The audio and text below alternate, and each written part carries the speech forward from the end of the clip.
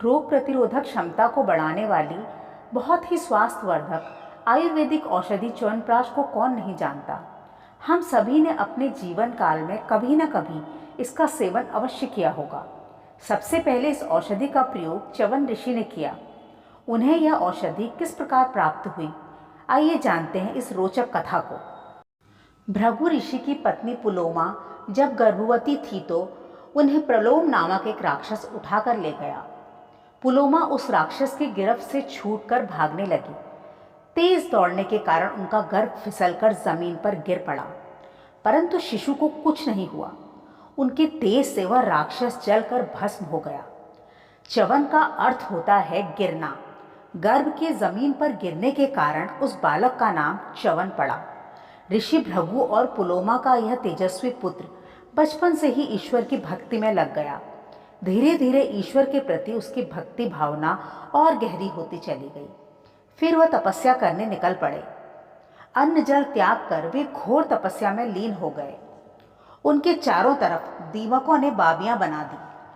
उन बाबियों पर पेड़ पौधे उगाए, परंतु ऋषि च्यवन अपनी तपस्या में लीन रहे। एक दिन राजा शर्याती अपने परिवार के साथ वन विहार के लिए निकले। उनकी एक बहुत ही सुंदर कन्या थी जिसका नाम सुकन्या था। सुकन्या अपनी सखियों के साथ घूमते घूमते उसी बांबी के निकट आ पहुंची। उसने देखा कि बांबी के भीतर से तेज प्रकाश फूट रहा है। ऐसा प्रतीत होता था जैसे दो मणियां प्रकाशित हो रही हों। कौतूहलवश वह एक पैनी लकड़ी को उठाकर बांबी से उन मणियों को निकालने का प्रयास करने लगी। अचानक वहां से रक्त की धारा फूट पड़ी। वह भयभीत होकर वहां से भाग आई। उसने किसी से कुछ नहीं कहा। इसके बाद वे वापस महल लौट आए। अगले ही दिन से उनके राज्य में प्रजा, पशु पक्षी अनेक बीमारियों से ग्रस्त हो गए। अकाल मौतें होने लगी, सूखा पड़ गया, हर तरफ त्राही त्राही मच गई।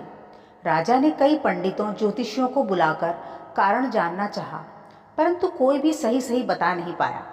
राजकुमारी सुकन्या बड़ी ही बुद्धिमती थी। वह समझ गई कि उसके हाथों वन में कुछ अनिष्ट हुआ है। उसने अपने पिता को वन में घटित उस घटना के विषय में बताया। राजा अपने सैनिकों के साथ वहां तुरंत पहुंच गए। उन्होंने सावधानी से उस बांबी को तुड़वाया तो देखा कि वहां च्यवन ऋषि तपस्या में लीन थे। उनके दोनों नेत्र सुकन्या ने अनजाने में ही फोड़ दिए थे, परंतु ऋषि क्रोध करने की बजाय शांत थे। राजा शर्याती ने उनसे क्षमा मांगी और कहा कि वे अपनी पुत्री द्वारा किए गए इस पाप का प्रायश्चित करना चाहते हैं। तब ऋषि च्यवन ने कहा, जिसके कारण मेरे नेत्र चले गए हैं, अब उसे ही मेरे नेत्र बनकर अपना संपूर्ण जीवन मेरे साथ व्यतीत करना होगा। आप अपनी पुत्री का विवाह मेरे साथ कर दें।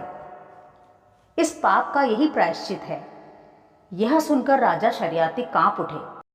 अपनी बुद्धिमती, सुंदर, कोमल कन्या का विवाह इतने कुरूप, वृद्ध और अंधे पुरुष के साथ कैसे कर दें?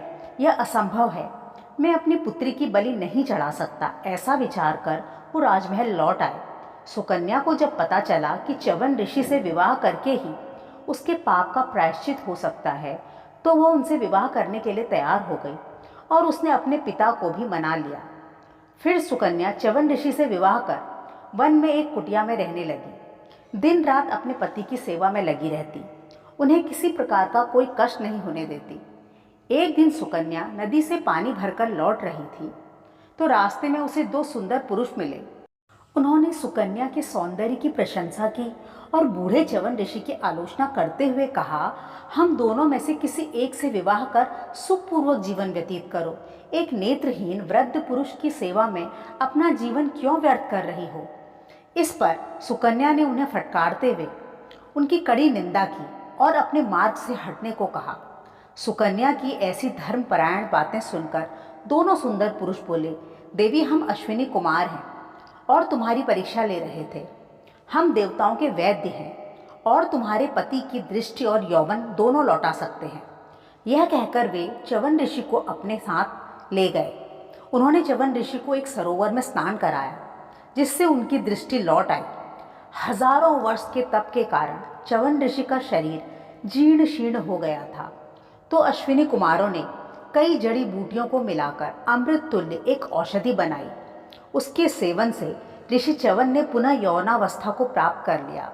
अश्विनी कुमार जब च्यवन ऋषि को सुकन्या के समक्ष लेकर आए तो तीनों एक जैसे ही लग रहे थे। ऋषि च्यवन का रूप, रंग, नाक नक्श सब कुछ अश्विनी कुमारों जैसा ही सुंदर हो गया था। अब अश्विनी कुमारों ने सुकन्या से पूछा कि हम तीनों में से अपने पति को पहचानो। उस पतिव्रता बुद्धिमती ने अपने पति को पहचान लिया और अपने पति का ऐसा रूप रंग देखकर वह भावुक हो उठी। अश्विनी कुमार प्रसन्न होकर उसे आशीर्वाद देकर चले गए। उस समय तक अश्विनी कुमारों को यज्ञ में भाग नहीं दिया जाता था। उन्हें केवल देवताओं का वैद्य माना जाता था, देवता नहीं। परंतु ऋषि च्यवन ने इंद्र से युद्ध कर अश्विनी कुमारों को देवताओं के साथ स्थान दिलाया और फिर उन्हें भी यज्ञ में भाग मिलने लगा। इस प्रकार ऋषि च्यवन ने अश्विनी कुमारों के प्रति अपनी कृतज्ञता व्यक्त की। अश्विनी कुमारों द्वारा बताई गई उस औषधि को च्यवन ऋषि ने स्वयं बनाया और कई लोगों के रोगों और कष्टों को दूर किया। सबसे पहले इस औषधि का सेवन च्यवन ऋषि ने किया था और अपने यौवन को पुनः प्राप्त किया था। इसीलिए उनके नाम से इस औषधि को च्यवनप्राश नाम से जाना जाने लगा। तो दोस्तों, कैसी लगी आपको यह कहानी? अगर अच्छी लगी हो तो हमारे चैनल को सब्सक्राइब कर लें। मिलते हैं अगली कहानी के साथ, तब तक के लिए धन्यवाद।